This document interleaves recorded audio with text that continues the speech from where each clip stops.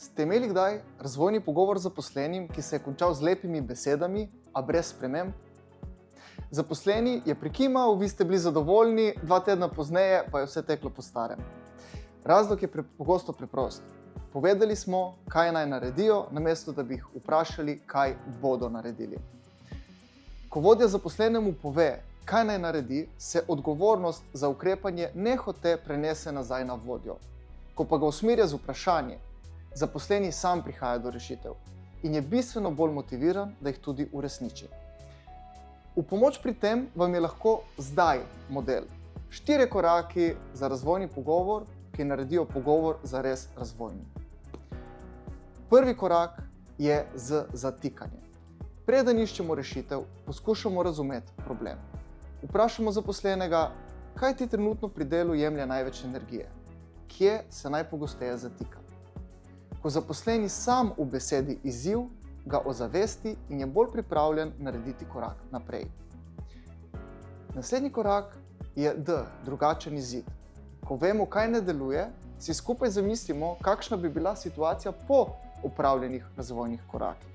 Naprimer, če bi se to izboljšalo, kaj bi bilo drugače? Katere cilje bi lažje dosegel? Ta korak poveča motivacijo. Zaposleni ne dela spremembe zato, ker mu jo naložite, ampak zato, ker sam vidi smisel v njej. In potem gremo na akcijo. To je tretji korak. Veliki cilji se uresničujejo skozi majhne, konkretne korake. Kaj je ena stvar, ki jo lahko začneš delati že v naslednjih 2 do 3 tednih? Kdaj točno boš začel? Se pravi, en jasen, natančno določen korak. In ta korak, ki ga dejansko lahko izpeljemo, ima večjo moč kot dolg seznam dobrih namer.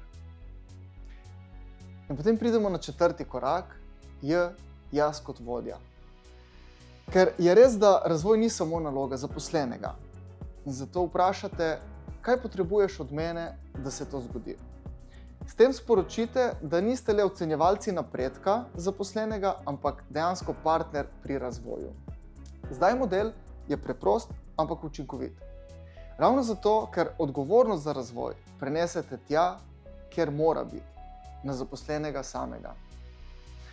Vodja skrbi za strukturo pogovora, zaposleni pa prispeva vsebino. Skupaj prideta do konkretnega dogovora, kaj, do kdaj in kako. Poskusite ga pri naslednjem razvojnem pogovoru. Vprašajte, namesto da poveste, rezultati vas bodo presenetili.